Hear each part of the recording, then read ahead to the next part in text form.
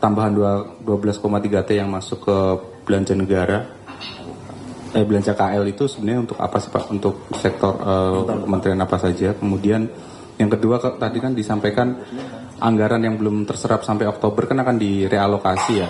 Nah MBG ini kan posisinya masih jauh Pak dari serapan. Nah itu apakah juga akan direalokasi atau bagaimana? Iya makanya kita yang untuk tahun depan masih belum putuskan, masih harus sidang paripurna. Saya belum akan diskusikan dulu ya Mas ya. Tapi yang MBG treatmentnya sama. Treatmentnya akan sama. Kalau memang kita bisa lihat dan kita coba bantu, termasuk sendiri manajemen segala macam, orang keuangan banyak kan, biar kerja lah. Terus kalau di akhir Oktober kita bisa hitung dan kita antisipasi penyerapannya hanya akan sekian, ya kita ambil juga uangnya, kita sebar ke tempat lain atau untuk mengurangi defisit atau untuk mengurangi utang.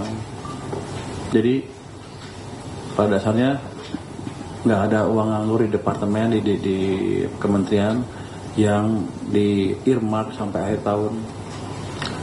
Kira-kira begitu angkanya. Presiden kan setuju misal geser gitu karena kan salah satu program prioritas.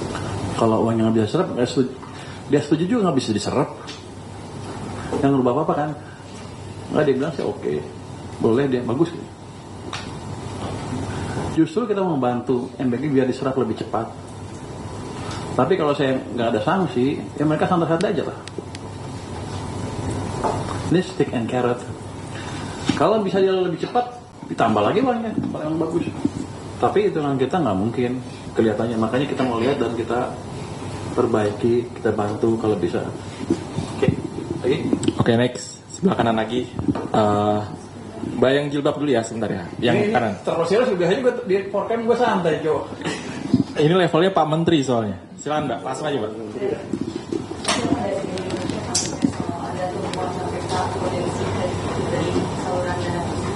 Dan apa? Prediktif.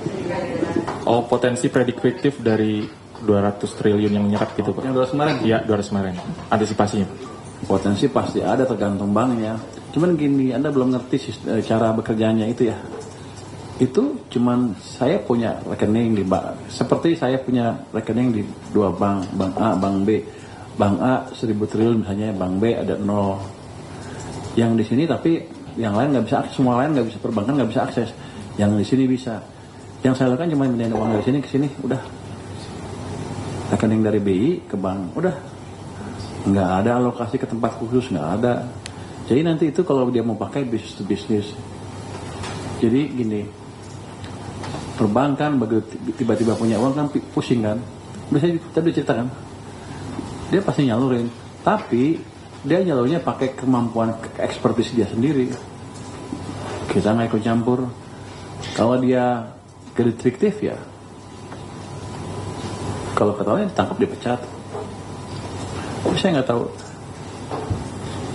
Kalau sebesar itu mereka berani kredit fiktif. Tapi kalau masalah itu kan selalu ada. Saya belum masuk juga kalau ada kredit fiktif, ada juga kredit fiktif. Yang 200 T itu free money, bukan free money, bebas mereka pakai seperti Anda taruh di tabungan kan mereka akan salurkan. Kayak gitu kira-kira.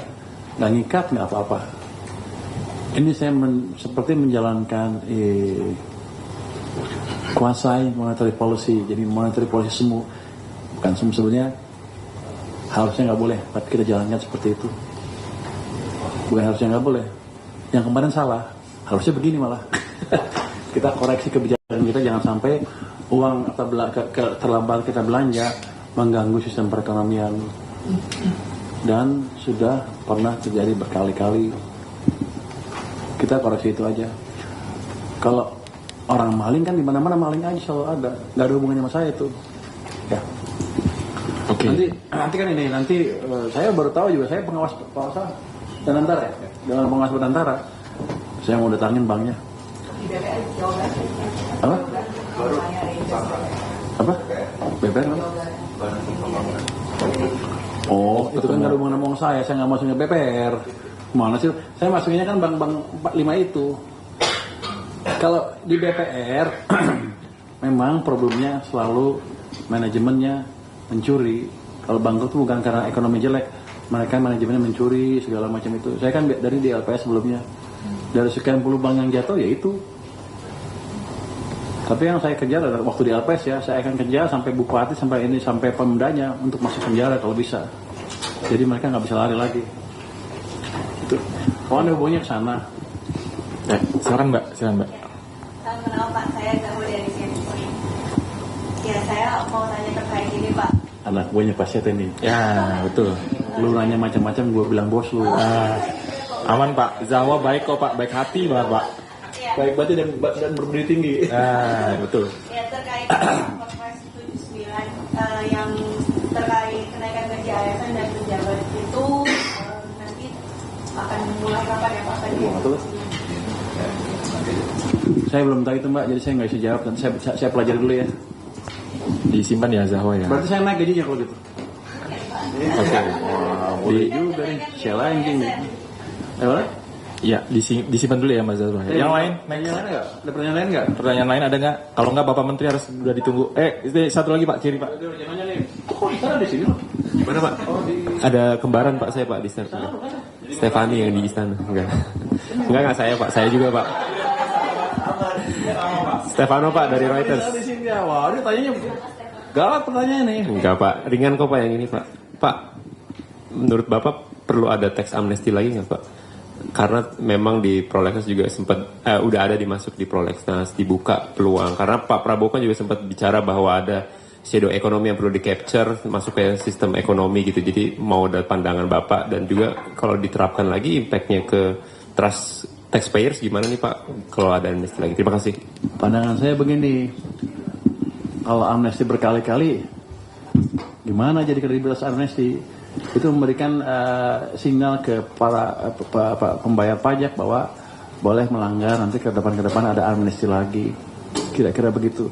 Jadi posisi saya adalah kalau untuk itu kita optimalkan semua peraturan yang ada, kita minimalkan penggelapan pajak, harusnya sudah cukup. Kita majukan ekonomi supaya dengan tax ratio yang konstan misalnya, tax saya tumbuh, saya dapatnya lebih banyak. Kita fokuskan di situ dulu.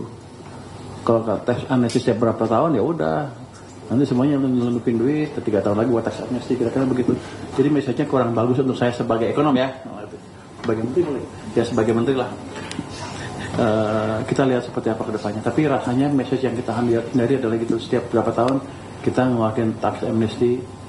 Ini udah berapa? Jadi kedua kan keluar? Udah 2 kan? Udah 2 Pak. 2, nanti 3, 4, 5, 6, 7, 8 ya udah. Semuanya akan message-nya adalah kibulin aja pajaknya. Nanti kita tunggu di tax amnesty, pemutihannya di situ. Itu yang nggak boleh.